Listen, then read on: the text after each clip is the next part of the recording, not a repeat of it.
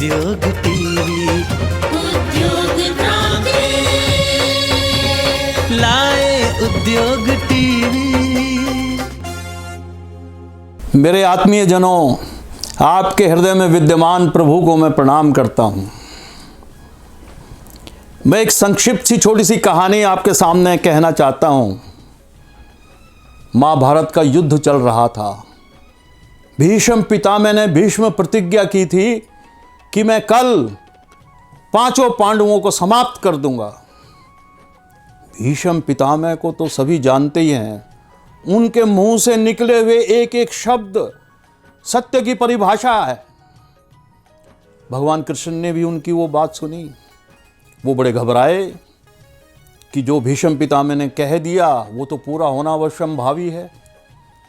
5 पांडव बहुत ज्यादा घबराए। उन्हें दिख गया कि मेरा काल आ गया है। भगवान चिंतित हुए।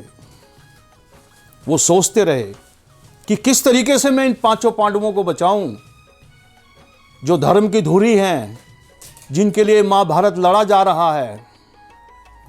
धर्म की विजय होनी अति आवश्यक है।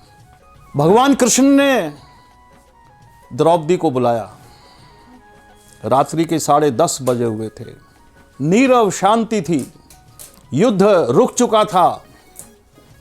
युद्ध के नियमों के अनुसार कोई भी व्यक्ति एक दूसरे के शिविर में जा सकता था। भगवान कृष्ण द्रौपदी को लेकर के भीष्म पितामह के शिविर की ओर चल पड़े और उनके द्वार से थोड़ी दूर पहले उन्होंने द्रौपदी को कहा, जाओ द्रौपदी, भीष्म पितामह को प्रणाम करो और उनसे आशीर्वाद लो।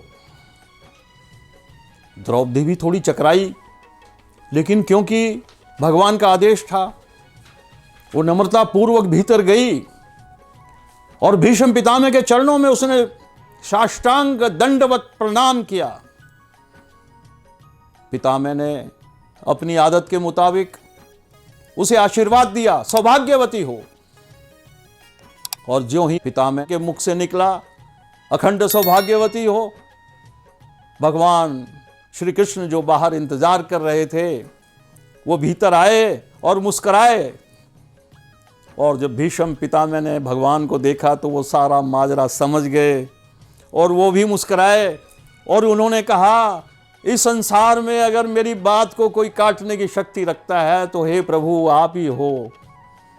मैं जानता था आप कोई ना कोई रास्ता पांडवों के लिए निकाल लेंगे। आपने मेरे मुख से कहलवा ही लिया। अखंड सौभाग्यवती का अब मैं आशीर्वाद दे चुका हूं। अब तो मेरे हाथ स्वयं में कट चुके हैं। तो मेरे मित्रों, भीष्म पितामह को एक प्रणाम करने से द्रौपदी के 5 पांडवों की जीवन की रक्षा हुई। महाभारत का युद्ध धर्म के रूप से विजयी हुआ और द्रौपदी अखंड सौभाग्यवती बनी रही। प्रणाम भारतीय संस्कृति का सबसे बड़ा ऐश्वर्य है। हम अपने बड़ों के सामने जब दंडवत प्रणाम करते हैं तो वो हृदय से आशीर्वाद देते हैं। वो आशीर्वाद फलीभूत होता है। वो आशीर्वाद इतना महान है, इतना मांगलिक है, इतना उत्तम है कि हमारे कल्याण का कारण बनता है।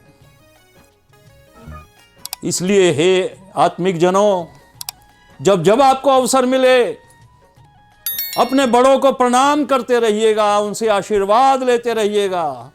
उनका आशीर्वाद हमारे लिए जीवन कवच है।